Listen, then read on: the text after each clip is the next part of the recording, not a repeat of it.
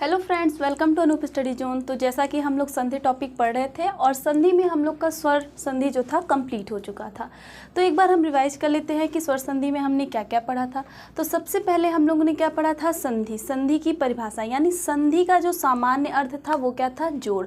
फिर उसके बाद हमने क्या पढ़ा था, संधि के प्रकार, जिसमें कितने प्रकार थे, 3 प्रकार। कौन कौन से, स्वर संधि, व्यंजन संधि और विसर्ग संधि। स्वर संधि में हमने क्या पढ़ा कि जब किसी स्वर वर्ण का किसी स्वर वर्ण से मेल कराया जाएगा तो जो भी विकार उत्पन्न होगा वहाँ क्या हो जाएगा, स्वर संधि होगा। अब हम लोग आज क्या पढ़ेंगे, व्यंजन संधि। तो व्यंजन संधि में हमने थोड़ा सा पढ़ा था कि जब किसी व्यंजन का जब स्वर से मेल कराया जाए या फिर किसी स्वर का व्यंजन से मेल कराया जाए या फिर व्यंजन का व्यंजन से मेल कराया जाए तो वहाँ पे क्या हो जाएगा, जो भी विकार उत्पन्न होगा वो किस में आएगा, व्यंजन संधि में। और हमने विसर्ग संधि में देखा था कि जब हम किसी विसर्ग का किसी स्वर से या फिर विसर्ग का हम किसी व्यंजन से मेल कराएंगे तो वहाँ पे क्या हो जाएगा, विसर्ग संधि होगा, है ना। तो हम आज जो हम लोग पढ़ेंगे वो क्या पढ़ने वाले हैं, व्यंजन संधि पढ़ने वाले हैं। तो यहाँ हम लोगों ने संधि पढ़ते समय एक फार्मूला हमने क्या देखा था कि किसी भी जब हम प्रथम शब्द का अंतिम वर्ण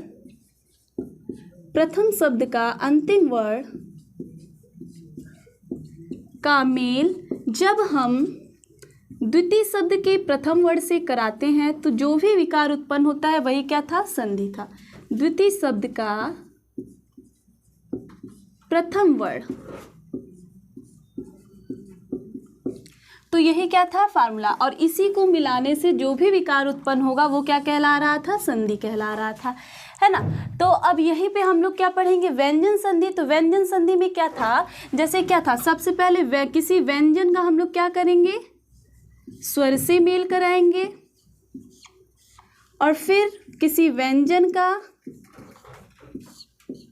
व्यंजन से मेल कराएंगे और किसी स्वर का व्यंजन से मेल कराएंगे। तो जो भी विकार उत्पन्न होगा वो किस में आ जाएगा, व्यंजन संधि में आ जाएगा। अब यहाँ पे डाउट क्या बनता है कि कहीं कहीं हम लोग देखते हैं कि जो कहीं कहीं क्या होता है, व्यंजन में हलंत लगा होता है और कहीं पर नहीं लगा होता है। तो अगर जब भी व्यंजन और स्वर का मेल होगा या फिर व्यंजन और व्यंजन का मेल होगा तो वहाँ पे क्या होगा, व्यंजन में क्या होगा, हलंत लगा होगा।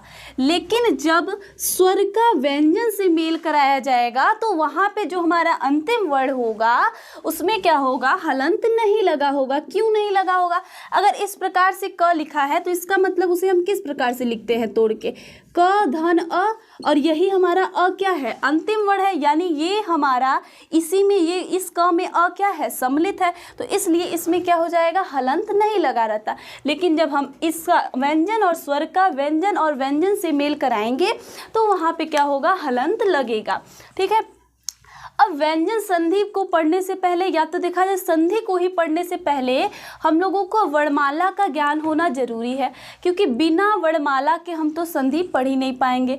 क्योंकि अगर जैसे आपको दे दिया जाए, सबसे पहले हम यहाँ पे क्या देख लेते हैं, व्यंजन देख लेते हैं, है ना, व्यंजन के प्रकार देख लेते हैं। तो मैंने आपको स्वर संधि पढ़ाते समय बताया था कि हम जितने भी स्वर का संधि करने वाले हैं केवल 11 स्वरों का ही संधि होगा। अंग और अह यानी जो अयोगवाह था उसका संधि नहीं किया जाएगा, ठीक है। यानी केवल 11 स्वरों का ही संधि में प्रयोग किया जा रहा था, है ना। तो यहाँ कितने व्यंजनों का प्रयोग किया जाएगा व्यंजन संधि बनाते समय, तो केवल 33 व्यंजनों का प्रयोग किया जाएगा। और ये जो हमारे 33 व्यंजन थे वो क्या थे, परंपरागत व्यंजन थे। परंपरागत कहने का मतलब क्या है, जो प्राचीन समय से चली आ रही है ना। फिर उसके बाद अब हम यहाँ पे क्या देखते हैं, व्यंजन के प्रकार हमने पढ़ा था। और व्यंजन के प्रकार में हमने क्या पढ़ा था कि 5 प्रकार के होते हैं। कौन कौन से, पहला हम लोगों ने पढ़ा था स्पर्श व्यंजन जिसकी संख्या कितनी थी, 25। और दूसरा हम लोगों ने क्या पढ़ा था, अंतस्थ व्यंजन जिसकी संख्या कितनी थी, 4। फिर उसके बाद हमने पढ़ा था उष्म व्यंजन जिसकी संख्या कितनी थी, 4। और फिर उसके बाद संयुक्त व्यंजन पढ़ा था जिसकी संख्या थी 4। और फिर द्विगुण व्यंजन पढ़ा था जिसकी संख्या कितनी थी, 2 थी। तो ये जो हमारे 33 हैं, इसमें न तो संयुक्त व्यंजन शामिल है और न ही द्विगुण व्यंजन शामिल है। यानी कि यहाँ पर जो संयुक्त व्यंजन है और जो द्विगुण व्यंजन है उसकी बात नहीं की जाएगी, है ना। इन दोनों की बात यहाँ पे नहीं की जाएगी, केवल किसकी बात की जाएगी, क से लेकर ह तक, ठीक है। केवल 33 व्यंजनों की ही बात यहाँ पे की जाएगी। तो क से लेकर यानी म तक, यानी कहने का मतलब क वर्ग से लेकर प वर्ग तक हमारा क्या है, स्पर्श व्यंजन है ना। और ये जो हमारा अंतस्थ व्यंजन है य, र, ल, व, ये क्या है, अंतस्थ व्यंजन। और उष्म व्यंजन ये तीनों स और ह है, ठीक है। तो अगर हम यहाँ पे जैसे इस चार्ट के माध्यम से क्या हमको समझना है कि जैसे अगर देखा जाए, अगर आपको दे दिया है क वर्ग की बात की जाए तो हमको कैसे पता चलेगा कि क वर्ग में कौन कौन से व्यंजन आएंगे। तो जब हम लेफ्ट टू राइट यानी हम बाएं से दाएं की तरफ चलेंगे तो वो हमारा क्या हो जाएगा, क वर्ग। फिर हम नीचे वाले में जाएंगे च वर्ग यानी च, छ, ज, झ, य हम लोग का क्या हो जाएगा, च वर्ग में आएगा। फिर ट वर्ग में देखें तो ट, ठ, ड, ढ, अड़ ये क्या हो जाएगा, ट वर्ग में। यानी कहने का मतलब लेफ्ट टू राइट जब हम लोग जाएंगे तो वहाँ क्या हो जाएगा, हम लोग का वर्ग की बात की जाएगी, क वर्ग, च वर्ग, ट वर्ग, त वर्ग, प वर्ग। लेकिन जब हम ऊपर से नीचे की तरफ चलेंगे तो उसमें किसकी बात की जाएगी, प्रथम वर्ग। जैसे ये पहली लाइन होगी जिसमें ये आएगा क, च, ट, त, प, य, स, ये सब हमारा किस में आ जाएगा, यानी क, च, ट, त, प, ये हमारा क्या होगा, प्रथम वर्ग होगा। फिर उसके बाद इसमें जाएंगे तो हमारा द्वितीय वर्ग होगा, तृतीय वर्ग, चतुर्थ वर्ग और ये हमारा पंचम वर्ग यानी कि पंचमा अक्षर होगा, ठीक है।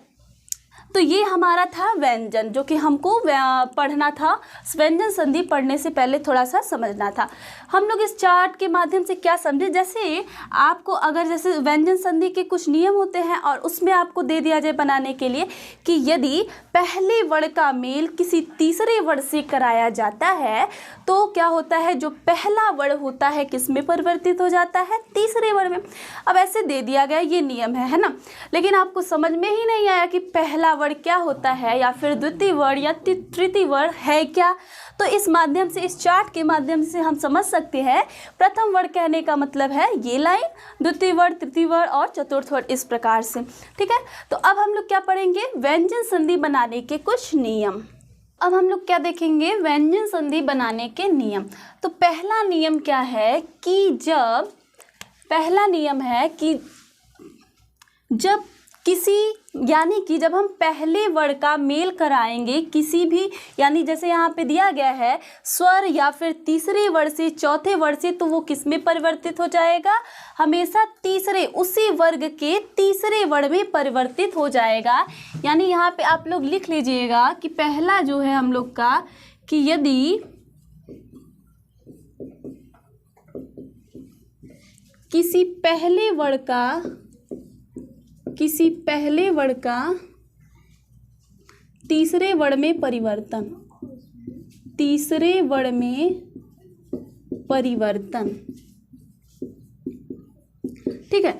तो यहाँ पे परिभाषा क्या कह रहा है कि किसी वर्ग के पहले वर्ण, देखिए यहाँ पे क्या आया, पहले वर्ण का तात्पर्य क्या है, ये वाली लाइन यानी कि क, च, ट, त और प, ये क्या है हमारा पहला वर्ण का मेल जब किसी स्वर से, स्वर यानी कि 11 स्वरों की बात की जा रही है यहाँ पे, है ना, अथवा किसी वर्ग के तीसरा वर्ण यानी ये और चौथा वर्ण, फिर उसके बाद अंतस्थ व्यंजन से अगर मेल कराया जाए तो उसका जो परिवर्तन है उसी वर्ग के पहले वर्ण यानी उसी जो पहला वर्ण है उसी वर्ग के तीसरे वर्ण में उसका क्या हो जाएगा, परिवर्तन हो जाएगा। जैसे अब ये परिभाषा के माध्यम से क्या है हम कम समझ में आया है ना, अब इसे हम एक क्या करते हैं फॉर्मूले के रूप में बना लेते हैं। जैसे जब हम पहला वर्ण का मतलब क्या है, क, च, ट, त और प, और इसका मेल हमको किससे कराना है, किसी स्वर से या फिर किसी तीसरे वर्ण से या फिर चौथे वर्ण से या किससे, अंतस्थ व्यंजन से, है ना। जब भी किसी पहले वर्ण का मेल किसी स्वर से, तीसरे वर्ण से, चौथे वर्ण से या फिर अंतस्थ व्यंजन से होगा तो क्या परिवर्तन जो होगा क हमारा किस में परिवर्तित हो जाएगा, उसी वर्ग के तीसरे वर्ण में। यानी क में उसी वर्ग का तीसरा वर्ण क्या है, यहाँ पे ये ग है ना। तो यहाँ क किस में परिवर्तित हो जाएगा, ग में परिवर्तित हो जाएगा। च का तीसरा क्या है वहाँ पे, ज, यानी ये ज में परिवर्तित हो जाएगा। ट किस में परिवर्तित हो जाएगा, ड में परिवर्तित हो जाएगा। त का परिवर्तन किस में हो जाएगा, त का परिवर्तन हो जाएगा हमारा द में, और प का परिवर्तन किस में हो जाएगा, ब में। ठीक है, अब हम इसे किससे उदाहरण के माध्यम से समझते हैं। जैसे अगर आपको दे दिया जाए यहाँ पे कि वाक धन ईस, वाक धन ईस। ठीक है, अब यहाँ पे हम क्या देख रहे हैं, यहाँ पे क्या है हम लोग का पहला वर्ण, यहाँ से जो अंतिम वर्ण है वो क्या है क, और जो कि क्या है हमारा प्रथम वर्ण है। और यहाँ पे कोई स्वर भी आया है, यानी स्वर यहाँ पे क्या है ई। और जब किसी प्रथम वर्ण का किसी स्वर से मेल कराया जाएगा तो इस क का परिवर्तन किस में हो जाता है, ग में परिवर्तित हो जाता है। और इसके आगे जो भी रहेगा उसको हम क्या करेंगे, ज्यों का त्यों उसी प्रकार से लिख देंगे, और इसके पीछे जो रहेगा उसको भी उसी तरीके से हम लिख देंगे, है ना।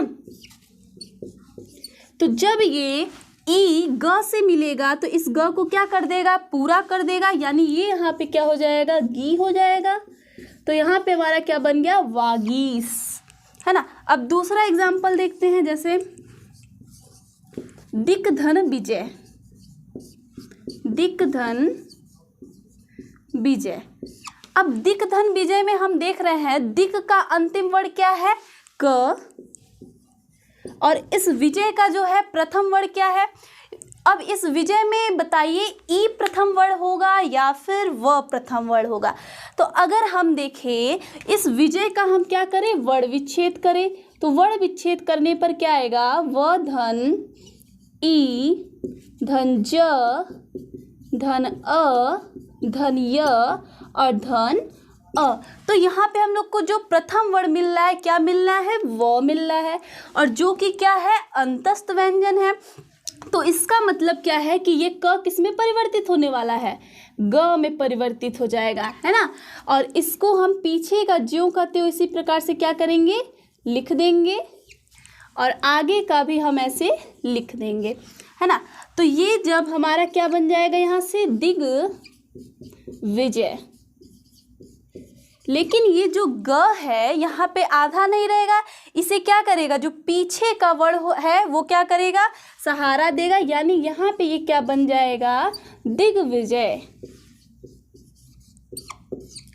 ठीक है, अब दूसरा जो है हमारा क्या है कि किसी भी वर्ग के पहले वर्ण का किस में परिवर्तन होगा, पांचवें वर्ण में परिवर्तन होगा। अभी हम लोगों ने क्या पढ़ा कि जब पहले वर्ण का किस में परिवर्तन हो रहा था, तीसरे वर्ण में, है ना। तो अब हम लोग क्या पढ़ेंगे कि पहले वर्ण का किस में परिवर्तन होगा, पांचवें वर्ण। पांचवा वर्ण कहने का मतलब क्या है, ये, ठीक है, पंचम वर्ण, है ना। तो यहाँ पे जो परिभाषा है वो क्या कह रही है कि किसी वर्ग के पहले वर्ण का मेल जब किसी पंचमा अक्षर का मतलब क्या है, अंग, इ, ड़, न और म, यानी इन सब से जब कराया जाएगा तो उसके स्थान पर उसी वर्ण का पांचवा वर्ण हो जाएगा। या कहने का मतलब क्या है, जैसे अगर किसी क का मेल जब हम कराएंगे किसी पंचमा अक्षर से तो ये इसी वर्ग के, यानी इस क का परिवर्तन किस में हो जाएगा, अंग में हो जाएगा। ठीक है, जैसे हम इसे एक फार्मूले के माध्यम से इसको लिख लेते हैं। जैसे अगर पहला वर्ण कहने का मतलब क्या है, क, च, ट, त और प, और यहाँ क्या हो जाएगा हमारा पंचमा अक्षर। ठीक है, तो जब भी पंचमा अक्षर आएगा क का परिवर्तन किस में हो जाएगा, अंग में, च का परिवर्तन किस में हो जाएगा, य में, ट का परिवर्तन किस में हो जाएगा, अण में, त का परिवर्तन न में, और प का परिवर्तन किस में हो जाएगा, म में हो जाएगा, है ना।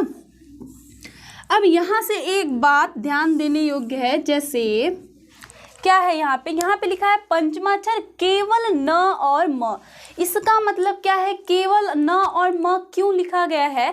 क्योंकि अगर देखा जाए तो अंग, इय और ळ, इससे कोई भी शब्द का इससे इस व्यंजन से स्टार्टिंग नहीं होता है, तो इसलिए स्पेशली किसके लिए लिख दिया गया है, न और म। लेकिन हम इसे पंचमाक्षर याद कर सकते हैं क्योंकि इससे किसी भी शब्द का स्टार्टिंग होगा ही नहीं, किसी भी शब्द का शुरुआत उससे हो ही नहीं सकता है ना। तो अब हम इसे उदाहरण के माध्यम से देखते हैं। जैसे पहला जो उदाहरण है वो है हम लोग का वाक्धन में। क्या है, वाक्धन में। अब यहाँ से हमारा अंतिम वर्ड क्या है, क है, और यहाँ हमारा जो प्रथम वर्ड है वो क्या है, म है, और म हमारा क्या है, पंचमा अक्षर। और यहाँ पे बोला गया कि जब पहले वर्ड का पंचमा अक्षर से मेल कराया जाएगा तो क किस में परिवर्तित हो जाएगा, उसी वर्ग के पांचवें वर्ड यानी किस में हो जाएगा, अंग में हो जाएगा। ठीक है, फिर उसके बाद जो आगे का शब्द रहेगा उसे हम ज्यों का त्यों लिख देंगे और पीछे का भी। तो यहाँ क्या हो जाएगा, मैं हो जाएगा, और यहाँ क्या हो जाएगा, वाह हो जाएगा। ठीक है, और इसको जब हम मिलाएंगे तो ये क्या हो जाएगा, वांग में। ठीक, अब दूसरा एग्जाम्पल जैसे इसमें देखते हैं हम, क्या है, उन्मत्त, उत्धन मत। अब यहाँ पे क्या आया है, त का मतलब क्या है, जो अंतिम वर्ड है प्रथम वर्ड ही है, और यहाँ पे क्या आया है, पंचमा अक्षर यानी कि म। और जब इसका हम मेल कराएंगे तो ये त हमारा किस में परिवर्तित हो जाएगा, त का परिवर्तन किस में हो जाएगा, न में। पीछे का जो है हम किस प्रकार से, ज्यों का त्यों उसी तरीके से लिख देंगे, और सेम प्रोसेस इसमें भी करेंगे। ठीक है, फिर उसके बाद हमारा क्या हो जाएगा, ये जो हमारा आधा न है इसे हम इस प्रकार से लिख सकते हैं, यानी उत्धन मत बराबर क्या हो गया, उन्मत्त हो गया। ठीक है, तीसरा जो एग्जाम्पल है हमारा, जैसे जगत धन नाथ। क्या है, जगत धन नाथ, है ना। अब यहाँ क्या है, त आया है, और यहाँ क्या आया है, कोई भी पंचमाक्षर यानी न आया है। तो इसका जब हम मेल कराएंगे तो ये जो त है किस में परिवर्तन इसका हो जाएगा, न में हो जाएगा, है ना। इसका परिवर्तन किस में हो गया, न में हो गया। और फिर उसके बाद इसको हम ऐसे लिख देंगे, और इसे भी हम उसी प्रकार से यहाँ लिख देंगे, और ये हमारा क्या हो जाएगा, जगत नाथ। ठीक है, तो ये अगर व्यंजन संधि की दृष्टि से देखा जाए तो उतना इम्पोर्टेंट नहीं है, लेकिन वर्तनी शुद्धिकरण की दृष्टि से देखा जाए तो काफ़ी इम्पोर्टेंट है ना। कभी कभी ऐसे करके लिख देता है जैसे जगत नाथ, तो ये क्या है, गलत है, लेकिन सही क्या है, ये वाला है ना। जैसे अगर इसका अगर हमें संधि विच्छेद करना हो, ठीक है, तो इसको हम कैसे करेंगे, हम क्या देख रहे हैं, बीच में क्या आया है, न आया है ना, और न के बाद क्या आया है, सेम उसी का क्या आया है, पंचमा अक्षर आया है।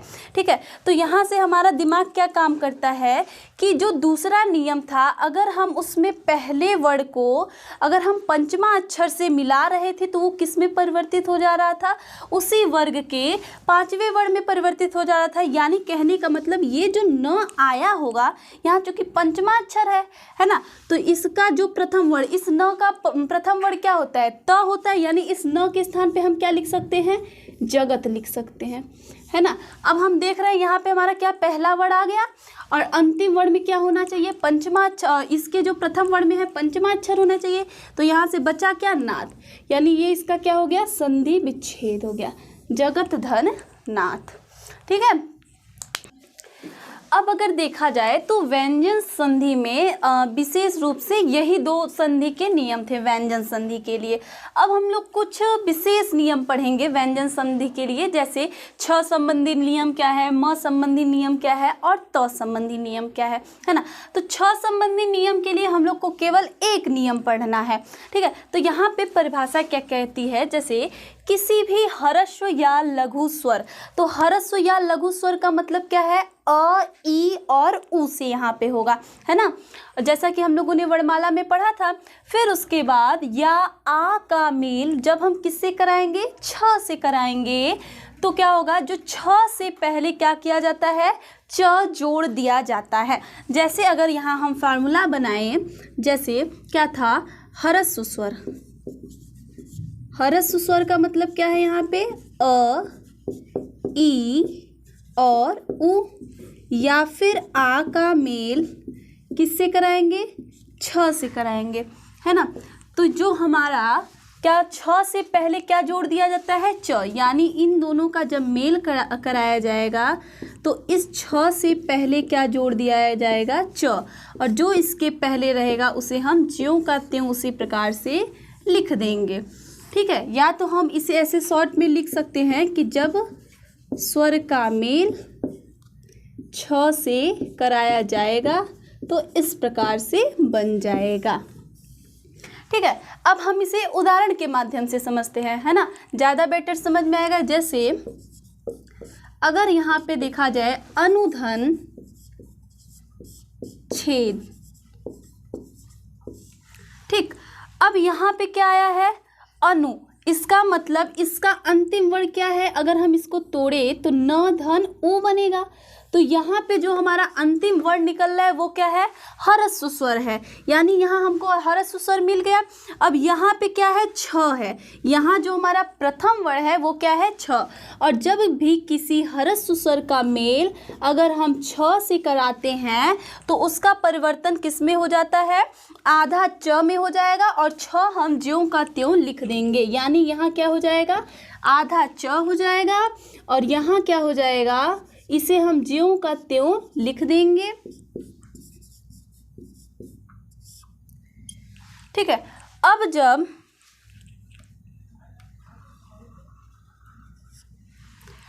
जब हम यहाँ पे देखें इस च को, अब हम क्या करें, अनु को हम इस प्रकार से यहाँ लिख देंगे, ये आधा च है तो यहाँ क्या हो जाएगा, आधा च, और ये क्या बन जाएगा, छेद, यानी अनुधन छेद से क्या बन जाएगा, अनुच्छेद। जैसे दूसरा देखते हैं हम, दूसरा एग्जाम्पल क्या है यहाँ पे, जैसे अगर बात किया जाए स्वधन छंद, स्वधन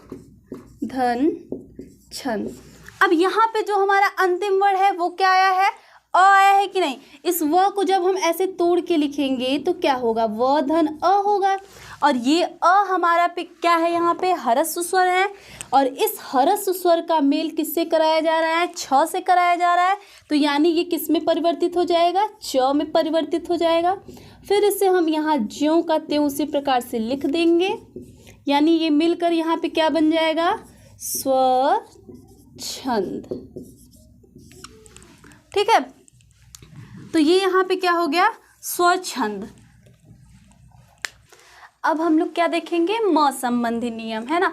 तो म संबंधी नियम में हम लोग को केवल 2 नियम पढ़ने हैं, है ना। तो पहला नियम क्या कह रहा है कि यदि म का मेल क से म तक, क से म तक कहने का मतलब क्या है, स्पर्श व्यंजन से है, कि किसी भी व्यंजन वर्ग से हो तो म क्या होगा, उसी वर्ग के पंचमा अक्षर में परिवर्तित हो जाएगा। जैसे कहने का मतलब क्या है, यहाँ पे पहले हम इसे फॉर्मूले के रूप में लिख लेते हैं कि जब किसी म का मेल किससे कराया जाएगा, क से म तक, कहने का मतलब क्या है, क वर्ग, ठीक है, फिर उसके बाद च वर्ग, फिर उसके बाद ट वर्ग, त वर्ग और प वर्ग। तो अगर हम क्या बोला गया है, उसी वर्ग के पंचमा अक्षर में परिवर्तित हो जाता है ना। तो यहाँ जो क वर्ग है तो उसका जो पंचमा अक्षर उसी वर्ग का क्या होगा, अंग, यानी जब इस म को हम इससे क वर्ग से मिलाएंगे तो ये किस में परिवर्तित हो जाएगा, अंग में परिवर्तित हो जाएगा। फिर इस म को हम इस च वर्ग से मिलाएंगे तो यहाँ पे क्या हो जाएगा, य हो जाएगा। फिर इस म का मेल हम ट वर्ग से कराएंगे तो क्या हो जाएगा, यहाँ पे अण हो जाएगा। जब हम इस म का मेल किससे कराएंगे, त वर्ग से, तो यहाँ पे क्या हो जाएगा, न हो जाएगा। और फिर इस म का मेल किससे कराएंगे, प वर्ग से, तो यहाँ पे क्या हो जाएगा, म हो जाएगा। और फिर जो पीछे रहेगा उसे हम ज्यों का त्यों उसी प्रकार से लिख देंगे। ठीक है, अब हम इसे उदाहरण के माध्यम से समझते हैं। जैसे पहला उदाहरण क्या है, समधन कलन। समधन कलन, ठीक है, क्या है, समधन कलन। अब यहाँ पे हम क्या देख रहे हैं, म आया है, फिर यहाँ पे क्या आया है हम लोगों का, क आया है। अब बोला क्या गया था कि क से म तक कुछ भी अगर म के बाद आता है तो उसका जो परिवर्तन होगा वो किस में किया जाएगा, उसी वर्ग के पंचमा अक्षर में। यानी यहाँ पे जब इस प्रकार का मेल हो रहा है तो यहाँ पे हमारा परिवर्तन किस में हो जाएगा, ये जो हमारा म है इसका परिवर्तन किस में हो जाएगा, अंग में हो जाएगा। ठीक है, फिर इसे हम ऐसे लिख देंगे, आगे जो बचा उसे हम ऐसे लिख देते हैं। यानी यहाँ पे हमारा ये क्या हो जाएगा, संकलन। लेकिन हम इसे इस प्रकार से तो लिखते नहीं, तो यानी कि ये क्या है, ये हम यहाँ पे क्या देख रहे हैं कि क आया है और ये जो अंग है उसी वर्ग का पंचमा अक्षर है और इसे हम किस में परिवर्तित कर देंगे, अनुस्वार में। तो ये यहाँ पे क्या बन जाएगा, संकलन। ठीक है, तो समधन कलन से क्या हो गया, संकलन। ठीक, अब दूसरा एग्जाम्पल जैसे अगर हम देखें, परम धन तू। ठीक है, यहाँ पे क्या है, परम धन तू। ठीक है, तो यहाँ क्या आया है, म आया है और यहाँ पे क्या आया है, हमारा त आया है, मतलब क से म तक के अंदर आया है। यानी इसका जब मेल होगा तो ये जो हमारा म है उसका परिवर्तन किस में हो जाएगा, इसका जो परिवर्तन होगा त का पंचमा अक्षर क्या हो जाएगा हम लोग का, यहाँ से त का जो पंचमा अक्षर होगा वो क्या हो जाएगा, न हो जाएगा। और पीछे का हम क्या करेंगे, ज्यों का त्यों उसी प्रकार से लिख देंगे और आगे का भी हम ऐसे लिख देंगे। यानी यहाँ पे ये मिल के क्या हो जाएगा, परंतु। तो परम धन तू से क्या हो गया हमारा, परंतु। ठीक है, अब यहाँ पे दूसरा नियम हम देखते हैं म से संबंधित। दूसरा नियम क्या कह रहा है कि जैसे अगर इस म का मेल यदि किसी भी अंतस्थ व्यंजन, अंतस्थ व्यंजन कहने का मतलब क्या है, यहाँ से य, र, ल और व सी है ना, तथा उष्म व्यंजन का मतलब क्या है, तीनों स और ह से हो, तो म सदैव किस में परिवर्तित हो जाता है, अनुस्वार में। देखिए यहाँ क्या था, वो अपने ही वर्ग के पंचमा अक्षर में परिवर्तित हो रहा था, लेकिन इसमें अनुस्वार, अनुस्वार का मतलब क्या है, अंग में परिवर्तित हो जाएगा। ठीक है, जैसे इसे भी हम एक फॉर्मूले के माध्यम से पहले समझ लेते हैं कि जब हम इस म का मेल किससे कराना है, हमें अंतस्थ से, अंतस्थ व्यंजन से। अंतस्थ व्यंजन का मतलब यहाँ हम लिख लेते हैं य, र, ल और व, और यहाँ क्या हो जाएगा, उष्म व्यंजन। उष्म व्यंजन का मतलब क्या है, तीनों श हो जाएगा यहाँ से और ह। इसका जब मेल कराएंगे तो हमारा जो म है वो किस में परिवर्तित हो जाएगा, अंग में परिवर्तित हो जाएगा। आगे जो आना होगा वो ज्यों का त्यों आएगा और पीछे भी हमारा ज्यों का त्यों आएगा। तो ये क्या हो गया हमारा फॉर्मूला। ठीक है, यानी जब हम म का किसी अंतस्थ व्यंजन से या फिर उष्म व्यंजन से कराएंगे तो वो किस में परिवर्तित हो जाएगा, अंग में परिवर्तित हो जाएगा। ठीक है, जैसे अब हम किस में करते हैं, उदाहरण देखते हैं, उदाहरण के माध्यम से समझते हैं कि अगर हम समधन सार करते हैं, क्या है, समधन सार। ठीक, अब समधन सार, यहाँ म आया है, अंतिम वर्ण क्या है, म है, और यहाँ स का मतलब क्या है, उष्म व्यंजन से है। तो ये जब उष्म व्यंजन आया है और म आया है, यानी ये जो हमारा म है वो किस में परिवर्तित होने वाला है, अंग में परिवर्तित हो जाएगा। फिर मैंने क्या बोला कि पीछे का ज्यों का त्यों हम उसी प्रकार से क्या करेंगे, लिख देंगे।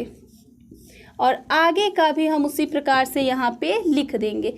यानी जब ये अंग जो है यानी जो अनुस्वार है ये कहाँ आ जाएगा, यहाँ आ जाएगा।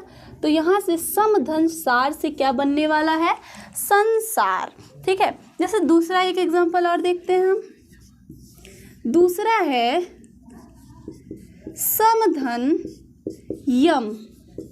ठीक, क्या है, समधन यम। यानी कि जब इस क्या आया है, यहाँ पे अंतस्थ व्यंजन आया है। जब हम इस म को इस अंतस्थ व्यंजन से मिलाते हैं तो ये म किस में परिवर्तित होने वाला है, अंग में परिवर्तित हो जाएगा, है ना। ये अंग में परिवर्तित हो गया। अब क्या करना है, जो पीछे का हमारा बचता है उसे हम इसी प्रकार ज्यों का त्यों क्या करेंगे, लिख देंगे। ठीक, अब ये जो हमारा अंग है ये किस पे आ जाएगा, स पे आ जाएगा। यानी जो अनुस्वार है वो कहाँ आ जाएगा, स पे। और ये हमारा क्या बन गया, संयम। यानी समधन यम से क्या बनेगा, संयम बनेगा। ठीक है, तो अब हम लोग क्या पढ़ेंगे, कुछ त संबंधी नियम पढ़ेंगे। ठीक है, त संबंधी नियम में हम लोग को 4 नियम पढ़ना है। जैसे पहला नियम यहाँ पे क्या है कि यदि त के बाद यदि च या छ से मेल कराया जाए तो ये जो त है इसका परिवर्तन किस में हो जा रहा है, च में हो जा रहा है। यानी कहने का मतलब क्या है, यहाँ से जैसे अगर हम इसे फार्मूले के माध्यम से यहाँ पे लिखें तो ये जो त है इसका जब हम मेल किससे कराएंगे, च से या फिर छ से कराएंगे। ठीक है, तो ये त का परिवर्तन किस में हो जाएगा, च में हो जाएगा। ठीक है, इस त का परिवर्तन किस में होने वाला है, च में। और ये हमारा ज्यों का त्यों उसी प्रकार से रहेगा। ठीक है, जैसे पहला उदाहरण के माध्यम से हम इसे समझते हैं। जैसे पहला है सत धन चरित्र। ठीक है, अब ये सत धन चरित्र, तो यहाँ पे हमारा जो अंतिम वर्ड आया है, अंतिम वर्ड क्या आया है यहाँ पे, त। ठीक है, और यहाँ पे जो हमारा प्रथम वर्ड है वो क्या है, यहाँ पे च या छ है। ठीक है, तो अब जब इसका मेल कराया जाएगा तो ये त का परिवर्तन किस में हो जाएगा, च में हो जाएगा। फिर हम पीछे जो बचता है उसको क्या करेंगे, ज्यों का त्यों उसी प्रकार से लिख देते हैं। फिर वही सेम क्या करेंगे, आगे भी जो बचा है हम उसे उसी तरीके से लिख देंगे, है ना। अब यहाँ पे हम क्या देख रहे हैं कि ये जो च है हमारा क्या है, आधा है। तो यानी कि हमारा ये क्या हो जाएगा, सच्चरित्र। ठीक, यानी सत धन चरित्र का जब हम मेल कराएंगे तो वो क्या बन जाएगा, सच्चरित्र बन जाएगा। ठीक है, अब जैसे दूसरा एग्जाम्पल हम देखते हैं, उत धन चारण। दूसरा क्या है, उत धन चारण। अब यहाँ क्या है, त का किससे मेल कराना था, च या छ से कराना था। तो यहाँ पे देखिए त आया है और क्या आया है, यहाँ पे जो हमारा प्रथम वर्ड है वो च है और ये त किस में परिवर्तित हो जाता है, च में परिवर्तित हो जाएगा। फिर वही प्रोसेस हम लोग को करना है, पीछे जो था वही लिख देंगे, आगे जो है वही लिख देंगे, है ना। तो यहाँ पे ये हम लोग का क्या बन जाएगा, उच्चारण। यानी उत धन चारण से क्या बन जाएगा, उच्चारण। ठीक है, अब दूसरा नियम त संबंधी जो नियम है वो क्या कहता है कि त के बाद यदि क्या है, ज और झ आए, क्या है, ज और झ है, तो त का परिवर्तन किस में हो जाएगा, ज में हो जाएगा। ठीक है, इसे हम फिर फार्मूले के माध्यम से देख लेते हैं। जैसे त का जब हम मेल किससे कराएंगे, ज और झ से कराएंगे, किससे, त का मेल किससे कराना है, ज से और झ से कराना है। तो ये त जो है किस में परिवर्तित हो जाएगा, ज में परिवर्तित हो जाएगा। ठीक है, और जो पीछे बचेगा वो हम इसी प्रकार ज्यों का त्यों उसको लिख देंगे। अब इसको भी उदाहरण के माध्यम से देखते हैं कैसे होगा। ठीक है, जैसे अगर हम पहला एग्जाम्पल लें, उत्धन ज्वल, सबसे फेमस एग्जाम्पल उत्धन ज्वल। ठीक है, अब इससे क्या बनने वाला है, यहाँ क्या आया है, त आया है और यहाँ ज, और जब त और ज का मेल कराया जाता है तो ये त किस में परिवर्तित हो जाता है, त का परिवर्तन किस में हो जाएगा, ज में हो जाएगा। ठीक, त का परिवर्तन किस में हो जाएगा, ज में हो जाएगा। फिर वही प्रोसेस करना है, ऊ हमारा जो बच्चा उसे लिख देंगे। यहाँ क्या हो जाएगा हमारा ज्वल, यानी ये मिलकर क्या हो जाएगा उज्ज्वल। ठीक है, यानी उज्ज्वल में हम देख रहे हैं दोनों ज आधा ज है, तो इसमें पूरा ज नहीं होता, दोनों ज किस में होगा, आधा ज। तो ये वर्तनी शुद्धिकरण की दृष्टि से भी बहुत इम्पॉर्टेंट है और व्यंजन संधि की दृष्टि से देखा जाए तो भी बहुत इम्पॉर्टेंट है। जैसे अब दूसरा एग्जाम्पल यहाँ जैसे हम लोग देख लेते हैं, क्या, सत धन जन, क्या है, सत धन जन। तो यहाँ फिर त और ज का मेल हो रहा है ना, तो त का परिवर्तन किस में हो जाएगा, त का परिवर्तन ज में हो जाएगा। फिर वही प्रोसेस हम लोग को करना है, स ऐसे लिख देंगे, यहाँ हमारा हो जाएगा जन, तो यानी ये हमारा क्या हो जाएगा, आधा ज है और ये पूरा ज है यहाँ पे, तो यहाँ क्या हो जाएगा सज्जन। ठीक है, तीसरा नियम क्या कहता है, जैसे अगर त के बाद यदि स हो तो त का किस में परिवर्तन करना है, च में, और श का परिवर्तन किस में करना है, छ में करना है। जैसे अगर त के बाद क्या आ जाए, श आ जाए, तो इस त का परिवर्तन किस में होना चाहिए, इस त का परिवर्तन हम कर देंगे च में, और इस श का परिवर्तन किस में करना है, छ में करना है। ठीक है, और जो भी आगे पीछे रहेगा उसे हम क्या करेंगे, ज्यों करते हैं उसी प्रकार से लिख देंगे। सब में सेम वही प्रोसेस है। जैसे हम उदाहरण देखते हैं, उदाहरण क्या है, जैसे उत्धन श्वास। ठीक है, अब यहाँ पे त आया है और यहाँ पे क्या आया है, श आया है, तो इस त का परिवर्तन किस में हो जाएगा, च में हो जाएगा, और इस स का परिवर्तन किस में हो जाएगा, छ में हो जाएगा, और जो पीछे बचेगा हम उसको उसी रूप में क्या करेंगे, लिख देंगे। यानी ये यहाँ से हमारा क्या बन जाएगा, उच्छ्वास। ठीक है, अब जैसे दूसरा एग्जाम्पल अगर हम देखें यहाँ से, क्या है, सतधन छात्र। ठीक है, यहाँ क्या है, सतधन क्या होगा, यहाँ पे शास्त्र होगा, है ना। तो जो त है, त के साथ क्या आ रहा है, स आ रहा है, और ये कौन सा स है, तालव्य श है। इस त का परिवर्तन किस में हो जाएगा, च में हो जाएगा। इस स का परिवर्तन किस में हो जाएगा, छ में हो जाएगा, और इसे हम इसी प्रकार से यहाँ क्या करेंगे, लिख देंगे, और आगे भी जो बचा हम उसे क्या करेंगे, लिख देंगे, है ना। ये जो छ है जब आ के साथ मिलेगा तो क्या हो जाएगा, छा हो जाएगा, यानी यहाँ पे ये क्या बन जाएगा, सच्छास्त्र। ठीक है, तो सतधन शास्त्र से बनेगा सच्छास्त्र। ठीक है, दूसरा जो हमारा चौथा त संबंधी नियम है वो क्या कहता है कि अगर त के बाद यदि क्या आ जाए, ह आ जाए। अभी हम लोगों ने क्या पढ़ा कि त के बाद यदि श आ जाए, तो अगर त के बाद ह आता है तो यहाँ भी क्या होगा, दोनों में परिवर्तन होगा। जो त होगा उसका परिवर्तन किस में होगा, द में होगा, और जो ह होगा उसका परिवर्तन किस में हो जाएगा, ध में हो जाएगा, है ना। तो यानी इस त का परिवर्तन जब हम इस त का मेल किससे कराना है, यहाँ पे ह से कराना है, ह से कराएंगे तो इस त का परिवर्तन किस में हो जाएगा, इस त का परिवर्तन हो जाएगा द में, और इस ह का परिवर्तन हो जाएगा ध में। पीछे और आगे जो बचेगा वो ज्यों का त्यों हम लोग क्या करेंगे, लिख देंगे। ठीक, अब जैसे इसका हम उदाहरण देखते हैं, इसमें जो हम पहला एग्जाम्पल लेंगे, जैसे उत्धन धार। क्या है, उत्धन धार। ठीक है, अब यहाँ उत्धन हार होगा क्योंकि हम संधि विच्छेद लिख रहे हैं ना, तो यहाँ क्या हो जाएगा, उत्धन हार। अब इस त के साथ क्या आया है, ह आया है, तो यानी इस त के साथ जब ह आएगा तो इस त का परिवर्तन किस में होगा, द में होगा, है ना, और इस ह का परिवर्तन किस में हो जाएगा, ध में हो जाएगा। यानी और आगे पीछे हम क्या करेंगे, सेम प्रोसेस वैसे ही सेम टू सेम क्या करेंगे, लिख देंगे, है ना।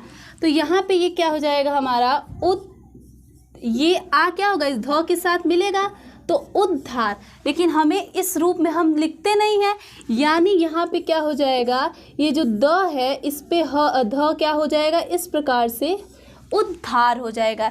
यानी अगर पूछा जाए कि इस उद्धार में ध आधा है या फिर द आधा है, तो यहाँ पे आधा क्या है, द आधा है।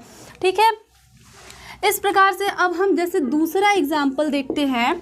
पहला एग्जाम्पल जो हम लोग का हो गया, क्या हो गया, उत्धन हार, और जो दूसरा एग्जाम्पल होगा जैसे हम देखते हैं उत्धन हरण।